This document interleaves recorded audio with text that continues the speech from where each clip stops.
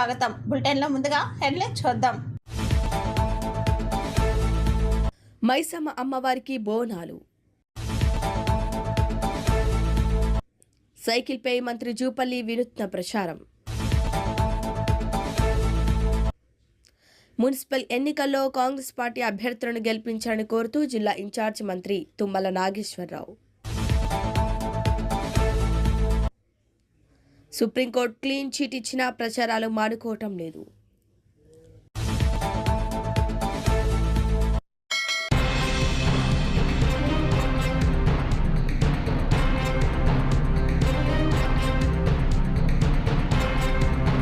Municipal ఎన్నికల్లో Congress party అభ్యర్థులను గెలిపించాలని కోరుతూ జిల్లా ఇన్ఛార్జ్ మంత్రి తుమ్మల నాగేశ్వరరావు, రవాణా శాఖ మంత్రి పొన్నం ప్రభాకర్, ఎమ్మెల్యే ఆది శ్రీనివాసులు పట్టణంలోని సుభాష్ నగర్ వద్ద స్ట్రీట్ కార్నర్ మీటింగ్లో పాల్గొన్నారు. ఈ సందర్భంగా మంత్రి తుమ్మల నాగేశ్వరరావు మాట్లాడుతూ అసెంబ్లీలో ఆది శ్రీనివాస్కు విశేష అధికారాలు ఉన్నాయని, అసెంబ్లీలో అడుగుపెట్టిన అధికారం మంత్రులకు ఉండదని, విప్ ఆది శ్రీనివాస్ కూర్చోమంటే ఎమ్మెల్యేలు కూర్చోవాలన్నారు.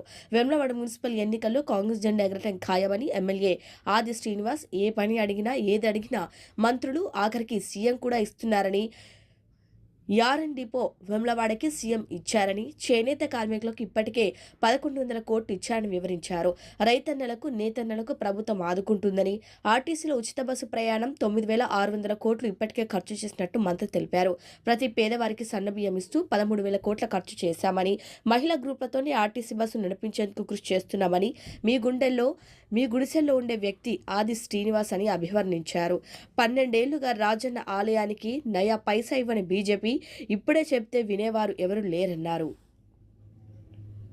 శ్రమ తప్పకుండా గౌరవ ముఖ్యమంత్రి రేవంత్ రెడ్డి గారి నాయకత్వంలో వేములవాడ ఆలయం అభివృద్ధితో పాటు వేములవాడ మున్సిపాలిటీ అభివృద్ధి చేసేటటువంటి బాధ్యతని కాంగ్రెస్ ప్రభుత్వం, రేవంత్ రెడ్డి గారి ప్రభుత్వం తీసుకుంటుంది. సంక్షేమమే కాదు, వేములవాడని ఒక అందమైనటువంటి టెంపుల్ సిటీగా తీర్చిదిద్దే బాధ్యత ప్రభాకర్ గారి ఆధ్వర్యంలో తప్పకుండా పూర్తి చేసి రేపు రాబోయే 3 సంవత్సరాల్లో ఈ రాష్ట్రానికి దక్షిణ కాశీగా వెలుగొందేటటువంటి రాజన్న ఆలయాన్ని తీర్చిదిద్దే బాధ్యత. రాజన్న ఆలయమే కాదు, నిన్న ముఖ్యమంత్రి గారు చెప్పినటువంటి బాసర్ నుంచి భద్రాచలం వరకు గోదావరి తీరానున్నటువంటి అన్ని చారిత్రకమైనటువంటి దేవస్థానాలన్నింటినీ అభివృద్ధి చేసి ఒక టూరిజం, టెంపుల్ టూరిజాన్ని తెలంగాణలో ఏర్పాటు చేస్తామని చెప్పి కూడా విజ్ఞప్తి చేస్తున్నాం. Thank you.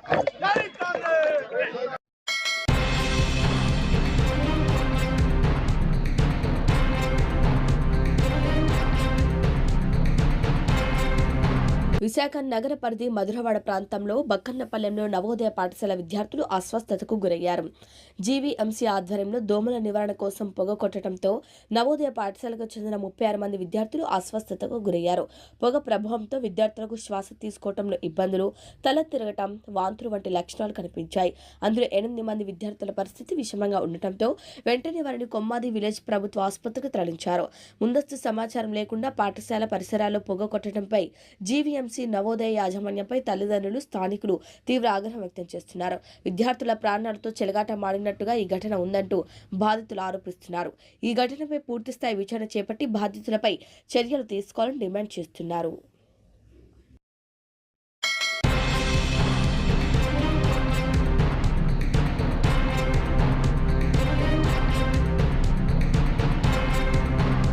చెల్లపల్లి మండలం వక్కలగడ్డలో కమ్యూనిటీ హాల్ ప్రారంభించారు. మచిలీపట్నం ఎంపీ బాలశౌరి, అవనిగడ్డ ఎమ్మెల్యే మండలి బుద్ధప్రసాద్.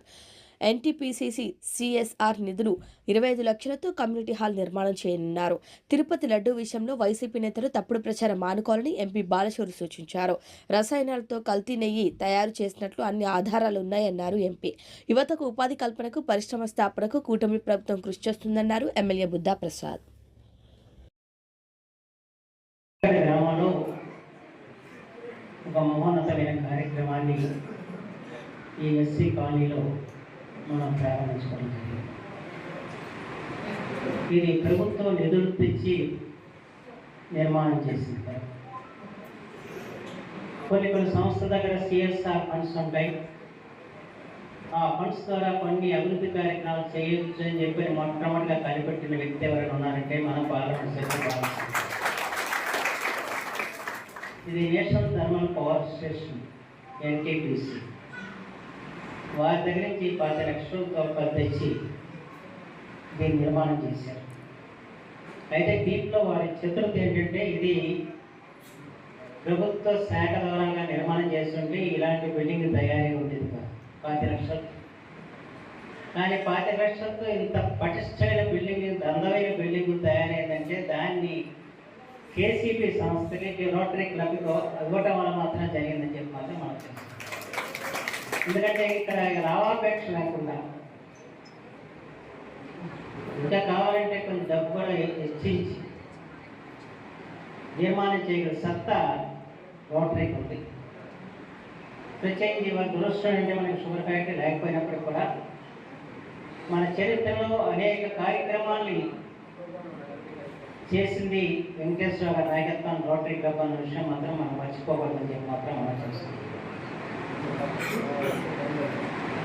అనేక రకాల కార్యక్రమాలు ఇవాళ మీరు కట్టంటే వెళ్తుంటే అటు ఇటు అక్కడ పచ్చని చెట్లు కనబడతాయి. ఇవన్నీ బాధించింది ఎవరు?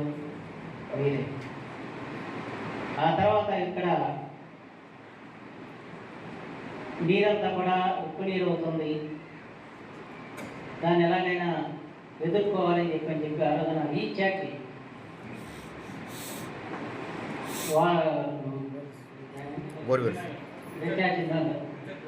వెల్స్ అవి నిజంగా చాలా అద్భుతంగా ఫలితాలు కూడా వచ్చాయి. అలాగే వైద్యపరంగా ఎన్ని శిబిరాలు నిర్వహిస్తారో, కంటిన్యూ వైద్య శిబిరాలు కానీ, ఆరోగ్య వైద్య శిబిరాలు కానీ, రకంగా ఎంతమందికి నేత్రదానం జరిగిందో నేను చెప్పాల్సిన అవసరం. అలాగే ఇక్కడ ఏ మంచి కార్యక్రమం జరిగినా ఆ మంచి కార్యక్రమానికి ఆ రోజున వెంకటేశ్వర గారు చేదోడు వదలుగా ఉన్నారు. ఆయన నాయకత్వాన అనేక పనులు మనం చేసుకోగలిగామని చెప్పి మనం చేస్తున్నాం. అయితే దురదృష్టం ఈ రోజున షుగర్ ఫ్యాక్టరీ మూతపడుతూ ఉన్నది. మనకున్న ఏకైక పరిశ్రమ ద్వారా కనుమరుగైన పరిస్థితి వచ్చింది. మళ్ళీ మన రాష్ట్ర ప్రభుత్వం మన పరిశ్రమల్ని ప్రతి నియోజకవర్గంలో నెలకొల్పాలని చెప్పి ఆలోచన చేస్తున్న తరుణంలో నేను మన కలెక్టర్ గారికి చెప్పాను, కేసీపీ యాజమాన్యంతో మాట్లాడి ఏదైనా పరిశ్రమలు ముందుకెళ్తానికి ఏదైనా దోహదం చేయాలని చెప్పి కోరమని చెప్పాను. తన ప్రయత్నంలో కూడా ఉన్నారని చెప్పి సందర్భంగా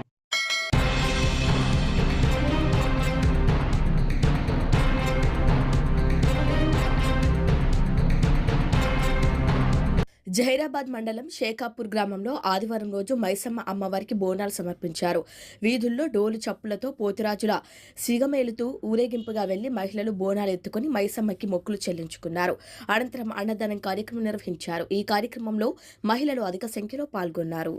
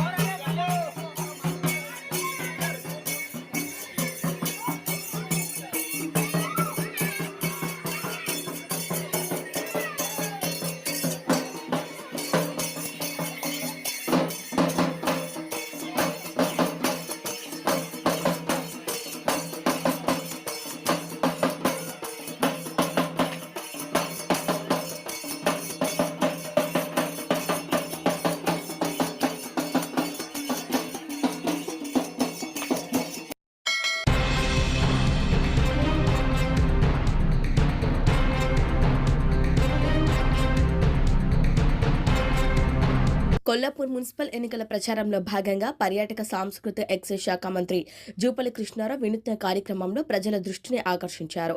సైకిల్పై పట్టణ వీధుల వెంట తిరుగుతూ శారీరక శ్రమ, మానసిక ఉల్లాసం, ఆరోగ్య జీవన శైలి ప్రాధాన్యతను గురించి ప్రజలకు సందేశాన్నిచ్చారు.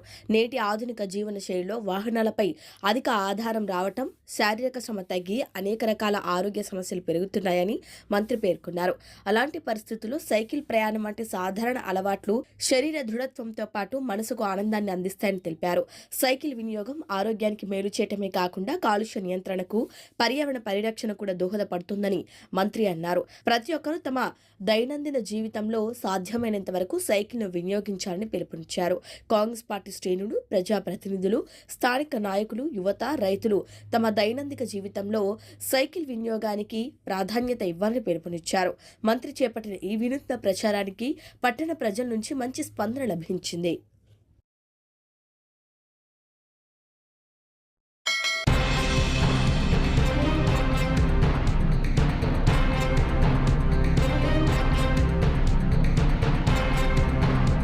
యాదాద్రి భువనగిరి జిల్లా భువనగిరి పట్టణం ఎన్నికల ప్రచారంలో భాగంగా కార్నర్ షోలో మంత్రి సీతక్క ప్రసంగించారు. ఈ సందర్భంగా మంత్రి మాట్లాడుతూ గత ప్రభుత్వం దాచుకొని రాష్ట్రాన్ని 10 సంవత్సరాల పాలనలో అధోగతి పాలు చేశారని, ఇప్పుడు ఆ పరిస్థితి నుంచి కోలుకోవడానికి సమయం పడుతుందన్నారు. రాష్ట్ర ప్రభుత్వం ఇచ్చిన హామీలన్నింటినీ నెరవేర్చుతుందని అన్నారు. ముందు ఎన్నడూ లేని విధంగా పేదల సంక్షేమం కోసం ఇందిరమ్మ ఇల్లు, ఉచిత కరెంటు, బస్సు సౌకర్యంతో పాటు మహిళలను వడ్డీ లేని రుణాలు, మహిళా శక్తి క్యాంటీన్లు, బస్సులకు ఓనర్లను చేయటం, ఇతర అనేక కార్యక్రమాలతో ప్రభుత్వం ముందుకు సాగుతుందని మంత్రి వివరించారు. భువనగిరి మున్సిపాలిటీలో ఉన్న 35 వార్డులో కాంగ్రెస్ పార్టీ అభ్యర్థులను గెలిపించుకోవాలని ప్రజలకు పిలుపునిచ్చారు. ముఖ్యంగా పట్టణ అభివృద్ధికి ఎంపీ కిరణ్ కుమార్ రెడ్డి, ఎమ్మెల్యే కుంభం అనిల్ కుమార్ రెడ్డి ప్రత్యేక చొరవతో అనేక సంక్షేమ అభివృద్ధి కార్యక్రమాలతో ముందుకు తీసుకెళ్తున్నారని, ఇక ముందు కూడా అభివృద్ధి చెందాలంటే కాంగ్రెస్ పార్టీకి సంబంధించిన అభ్యర్థులను గెలిపించుకోవాలని ఆమె కోరారు. పెన్షన్లు కూడా తప్పకుండా అందిస్తాం, ఇందిరమ్మ ఇల్లు పెంచుతాం. మరి అదే విధంగా మా మహిళలకు ఇచ్చిన వాగ్దానాలు అన్నీ కూడా కొద్ది ఆర్థిక ఇబ్బందులు ఉన్నాయి, మీకు తెలుసు. మరి వాళ్ళంతా లూటీ చేసి పోయినరు, దోచుకున్నారు, దాచుకున్నారు, పంచుకునే కాడ పంచాయతీలు పెట్టుకున్నారు. బిడ్డ అని చూస్తలే, చెల్లె అని చూస్తలే, అన్న అని చూస్తలే, తండ్రి అని చూస్తలే, ఎవరు చూస్తలేరు. ఆస్తుల కోసం పంచాయతీలు అయితేనే ఉన్నాయి కేసీఆర్ కుటుంబంలో. మేమందరం ప్రజాసేవకు వచ్చిన వాళ్ళు ఖచ్చితంగా అభివృద్ధి చేద్దామని తెలియజేస్తూ, ఖచ్చితంగా దయచేసి 11వ తారీఖు నాడు ఉదయం 7 గంటల నుంచి 5 గంటల వరకు ఎలక్షన్స్ ఉన్నాయి. ఇంతకుముందు మీరు మరి ఈవీఎంల మీద, బటన్ల మీద ఓట్లేసేది. బటన్ మీద వస్తుంటే కుయ్యమని అప్పుడు వస్తుందని అప్పుడు నేర్పించడం. ఇప్పుడు దాదాపు 5-6 ఏళ్ళు అయింది. మళ్ళీ ఏది మీ మున్సిపాలిటీలలో ఎన్నికలు జరగక, మరి ఎందుకంటే బ్యాలెట్ పేపర్ మీద ఎన్నిక జరగక, కాబట్టి ఇప్పుడు బ్యాలెట్ పేపర్ ఇస్తారు. మీరు బూత్లకు పోగానే, ఓటేయడానికి పోగానే ఈ పేపర్ ఇస్తారు. ఇలాంటి పేపర్ మీద మీకు ఒక ముద్ర ఏమని ఒక స్టాంప్ ఇస్తారు. ఆ స్టాంపు తోటి చేయి గుర్తు ఎక్కడ ఉంటే అక్కడ కరెక్ట్ గా దాని మీద ఇట్లా ముద్ర వేయాలి. వేసి ఆ పేపర్ని ఇట్లా మలవాలి, పొడుగ్గా, అడ్డం మలవద్దు, పొడుగ్గా మలిసి మళ్ళా ఇట్లా మలిసి అందులో వేయాల. దయచేసి మా నాయకులు మున్సిపాలిటీలలో నిలబడ్డటువంటి కౌన్సిలర్స్ ఇది ఇల్లు చెప్పండి. అదేవిధంగా పోల్ చిట్టీలు పంచేటప్పుడు కూడా, ఎందుకంటే ఇది పెద్ద పట్టణం, ఒక్కొక్క వార్డులో ఎవరి ఓటు ఏ బూత్ లో ఉంది, ఏ నెంబర్కి వస్తుంది అనేది కూడా మీ పోల్ చిట్టి మీద వాళ్ళ ఓటు ఏ బూత్ లో ఎన్ని నెంబర్ రూమ్ లో ఉన్నదో రాసి ఇవ్వండి అని ఈ సందర్భంగా, ఎందుకంటే అక్కడ పోయినాక కన్ఫ్యూజ్ అవుతా ఉంటారు. అది కూడా జరగకుండా చూసుకోవాలి. అందరూ దయచేసి, నేను కూడా ఈ నియోజకవర్గ అభివృద్ధి కోసం, నీళ్ల కోసం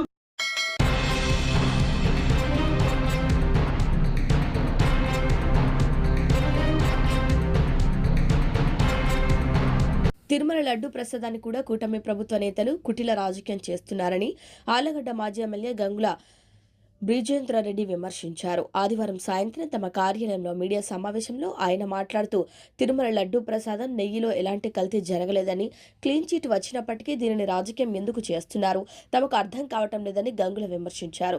తిరుమల లడ్డూలో కల్తీ జరగలేదన్న విషయం తెలిసినప్పుడు సంతోషించాలే గాని పనిగట్టుకుని విష ప్రచారం ఎందుకు చేయాలని గంగుల ప్రశ్నించారు. సాక్షాత్తు శ్రీ వెంకటేశ్వర స్వామి వారికి మంచి బుద్ధిని ప్రసాదించాలని, వారికి మంచి బుద్ధిని ప్రసాదించాలని సూచించారు. ముఖ్యమంత్రి చంద్రబాబు, డిప్యూటీ ముఖ్యమంత్రి పవన్ కళ్యాణ్ ఇప్పటికైనా తిరుమలలో ప్రసాద విషయంలో లేనిపోని విమర్శలు చేయకుండా చూసుకోవాలని మాజీ ఎమ్మెల్యే గంగుల బీజేంద్రారెడ్డి పేర్కొన్నారు.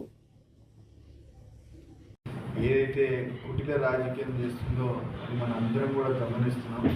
అందులో భాగంగా ఈరోజు ఇంకా ఆ విషయాల మీద అన్ని కోర్టులలోంచి కూడా క్లీన్ చిట్ వచ్చినప్పటికి కూడా ఇంకా ఏ విధంగా విష ప్రచారం చేస్తున్నారో ఒక్కసారి ప్రజలందరూ కూడా తెలియజేయాలని చెప్పేసి ఈ మీడియా సమావేశం ఏర్పాటు చేయడం జరిగింది. ఈరోజు ముఖ్యంగా చంద్రబాబు నాయుడు గారు అధికారంలోకి వచ్చిన తర్వాత 2024 సెప్టెంబర్లో తిరుమల లడ్డూలో కల్తీ జరిగింది. దాంట్లో జంతు అవశేషాలు కలిసాయి, లేకపోతే పంది కొవ్వు కలిసింది, లేకపోతే ఇంకొక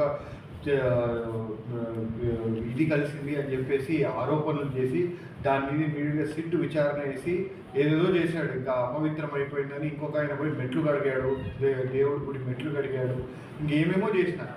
కానీ ఈరోజు మీరు చూస్తే దాని మీద వైసీపీ పార్టీనే సుప్రీంకోర్టుకు పోయింది.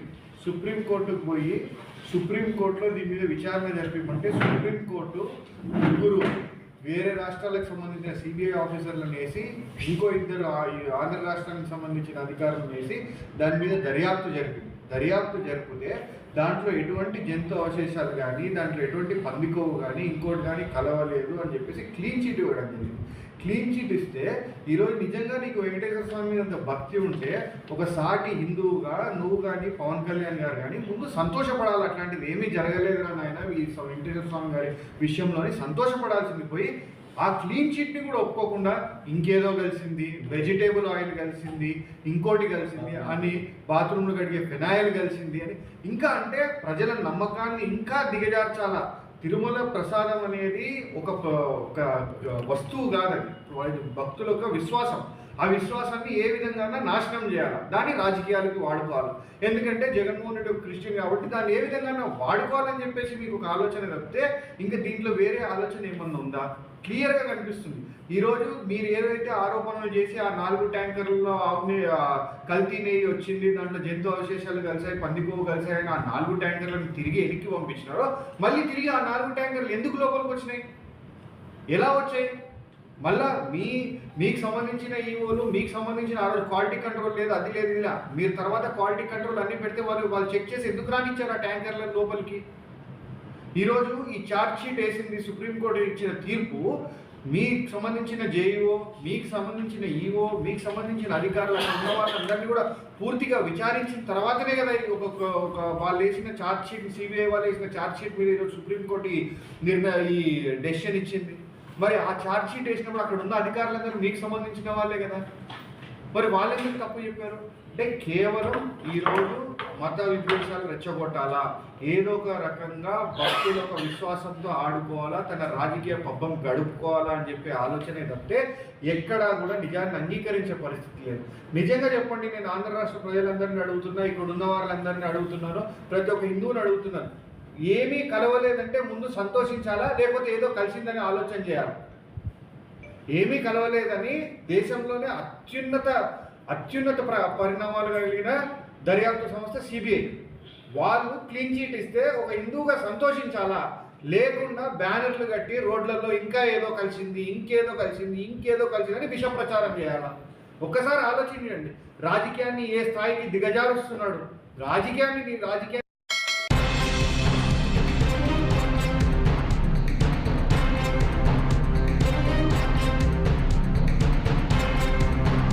షెల్లింగపల్లి నియోజకవర్గం మియాపూర్ 240 డివిజన్ ప్రగతి ఎంక్లీవ్లో క్లీన్ అండ్ గ్రీన్ కార్యక్రమంలో రామ్ ప్రభు ఆధ్వర్యంలో విజయవంతంగా నిర్వహించారు.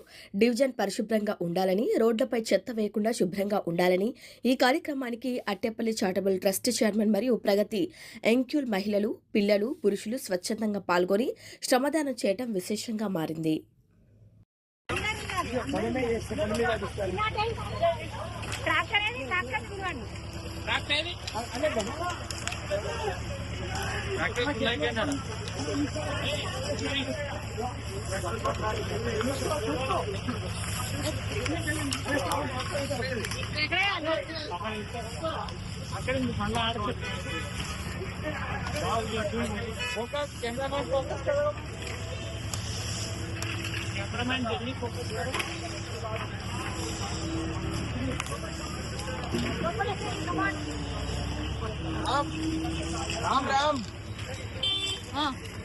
మనకి మంటకైతే రాయి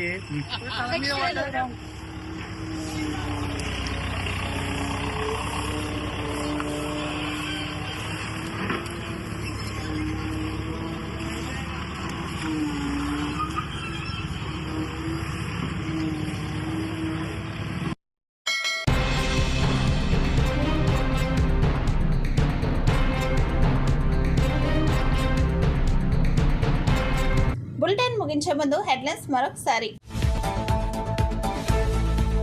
మైసమ్మ అమ్మవారికి బోనాలు. సైకిల్పై మంత్రి జూపల్లి వినూత్న ప్రచారం. మున్సిపల్ ఎన్నికల్లో కాంగ్రెస్ పార్టీ అభ్యర్థులను గెలిపించాలని కోరుతూ జిల్లా ఇన్ఛార్జి మంత్రి Tummala Nageswara Rao. Supreme court clean chit ఇచ్చినా ప్రచారాలు మానుకోవటం లేదు.